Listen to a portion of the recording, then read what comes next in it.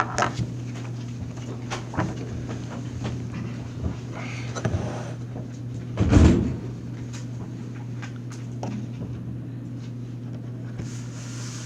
questions for Coach?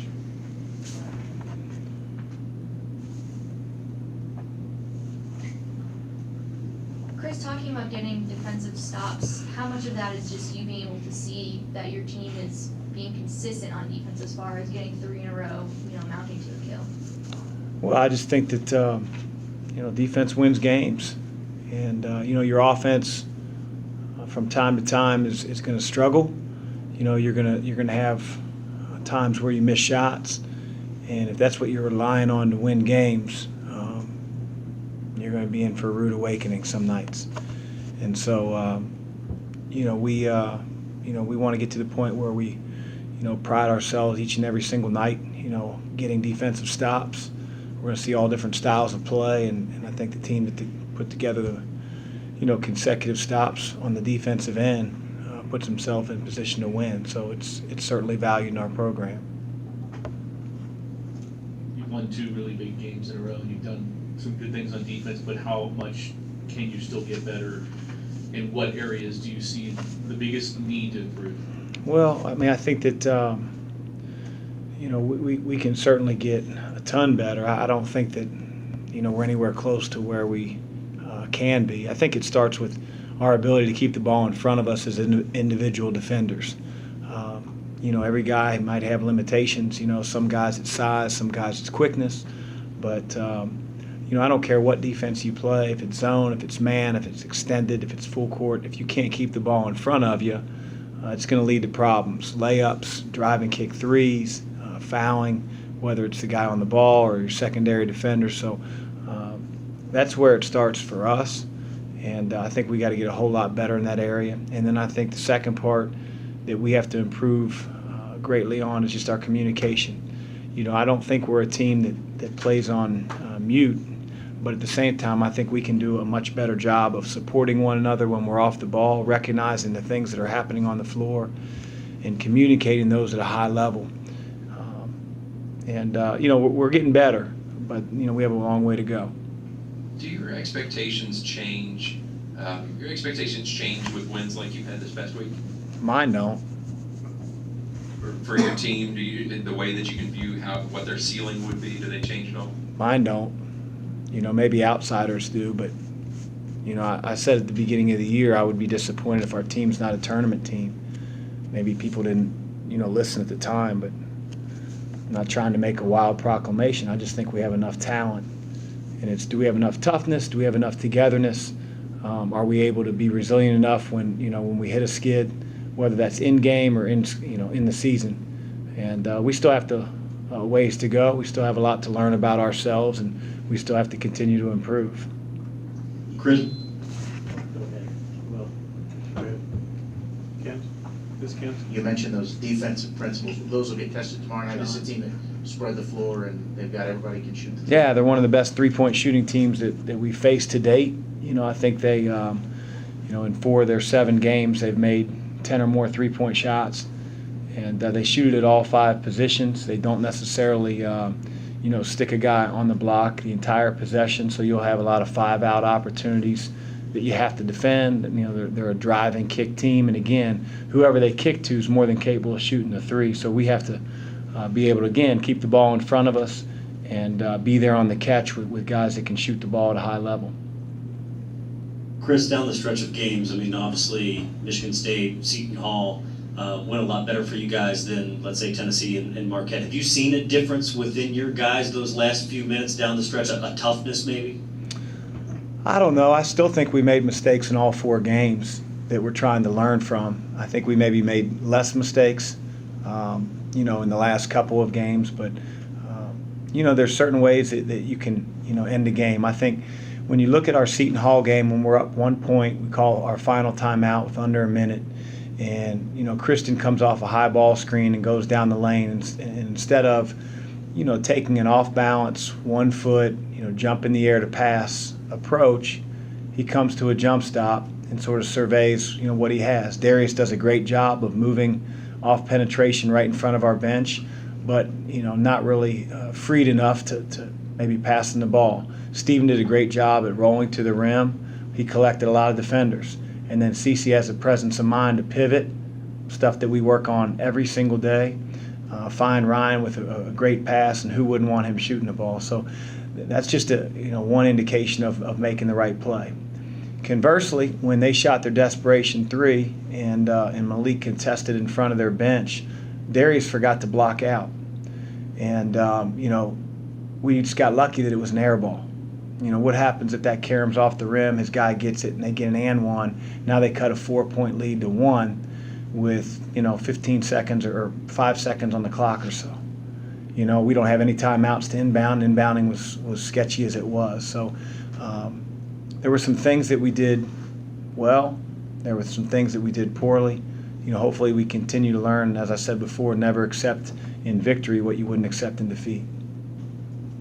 How much do you guys work on inbounding in practice? Because that's such a little thing, I think, that can really make or break games. Well, I don't know if inbounding would be the right word, but we work on meeting our passes. We try to put ourselves in positions where you have tremendous ball pressure that's being put on you. We're denying all over the place. We have certain games that we play that sort of value ball toughness, if you will. Getting open, being strong with it while you're being pressured. And I think all that plays into the fact that, in the last minute or so, we were able to inbound the ball 5-6 times and not have the ball stolen. The time it got stolen, quite honestly, we ran our press breaker wrong. And Steven's man was in the quarter court. Steven should have been long. Had he been long, his man would have been long. It was still an errant pass, and maybe they'd have come up with it, but I know Steven's man wouldn't have. So, again, we work on that kind of stuff all the time. You put Jordan back in there after that turnover, and he got the foul, or the inbound was to him and got the foul. Was that specifically for free throw shooting, or just because he's strong with the ball once he gets it? Well, it's twofold. We had 3 little guys on the floor, and none of those guys are used to playing the 3 or the 4. And, it sort of put us out of sorts when we were doing our, side out of bounds, what I would call press break. So, it's not fair to ask Darius or Ryan or CeCe to play out of position without timeouts and being able to explain, hey, this is what the 4 does. So I just felt like it was in our best interest to put our 4 back on the floor so that we had, our traditional positions and guys really knew what they were doing in order to get the ball inbounded. And it doesn't, hurt that he's, a really good free throw shooter as well. Can you explain your philosophy on hedging off screens on defense and whether it's different for Malik and Steven and Okoye and how they approach it? Well, the philosophy is simple. We want the ball to go towards half court. And certainly you're susceptible to slips, but if the ball screen takes place on the outer third of the floor, like on the wing, and you let the ball get moved by dribble to the middle third of the floor, it really puts your defense in a bind. When the 5-man rolls to the basket, who's going to be responsible for him if you're sort of flat hedging and not necessarily jumping out? And so we want to try to keep that ball contained on the third of the floor where the ball screen's set. Middle ball screens, we have a little bit of a variation to that. But I just think the more pressure on the ball handler, the harder it is for him to make a good pass. And the expectations are for all 3 of them to jump and be violent, but the expectation isn't always met.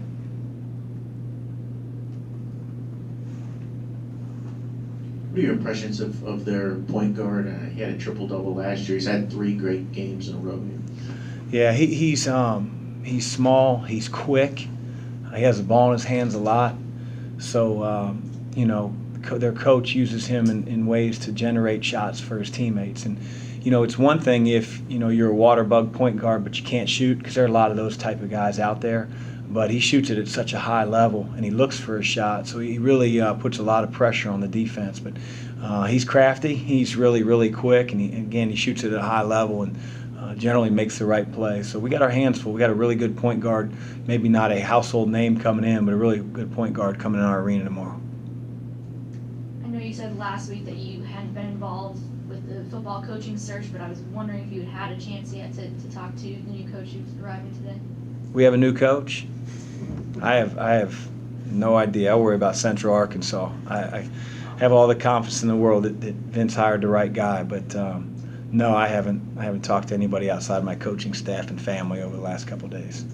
How do you, when you're taking a new job in a new city, I know you were a little bit familiar with Louisville, but not really. How do you get yourself to be really involved in the community right away, or does that just kind of take a little bit of time? Well, it does take time, to build relationships, to sort of get to know the area, but I think the city of Louisville and all the people that I've got to meet along the way have been so welcoming that it's a two-way relationship. People are going to reach out. They're excited. They love our athletic program and they want to support us. So I just think it sort of happens naturally, and I'm glad that the new coach will be a part of our community. Chris, I know you kind of inherited this schedule, and people have talked about how tough it is and was early on. How much of a help could it be once you get into conference time? Well, I think it's going to prepare us greatly. We're going to see all different types of styles of play, and certainly really good teams. And to be challenged each and every night seems like I think can only help our team. That's what's going to happen in the ACC. And then I think you also look at it from the standpoint of, we're trying to get to the NCAA tournament, just like every other team, and be able to play these quality opponents.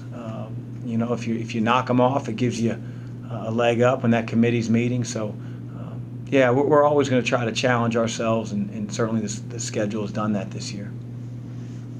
How have you seen, I realize it's a short time span here since you got here, but how have you seen Dwayne improve as a three-point shooter, maybe from when you first got here, he was shooting like 44%? I think for the most part, Dwayne's taking really good shots. He's taking open ones.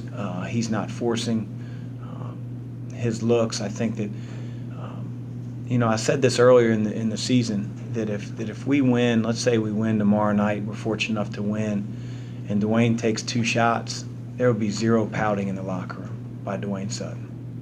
I mean, there'd be, if Kenny brought him up here to talk to you all, he'd be the same guy he was 15 minutes ago. And so, with that, his mind's clear. He doesn't think about himself. He doesn't think about, man, I haven't gotten one to fall. I haven't been able to touch the ball lately. He's just out there playing hard. And I generally think that when you do that, good things happen to you. He's worked incredibly hard on all facets of his game.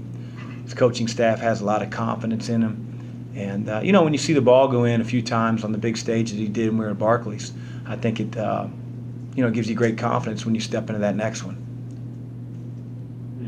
You've talked about him before, but was he a little better when you got here than you had thought or anticipated, or did you know much about him when you got here? No, I knew a lot about him, and everybody, kept on telling me how much I'd love to coach him. And, I said this before, you gain that appreciation once you do coach him. And he's the same guy every single day, and that's hard to find in our world. Some people are so stricken by moods and good moods, bad moods, and Dwayne's the same guy, he's the same teammate, and he continues to get better, and he's playing with a boatload of confidence, and I wouldn't want him on any other team. Anything else? Great. Thank you. Coach.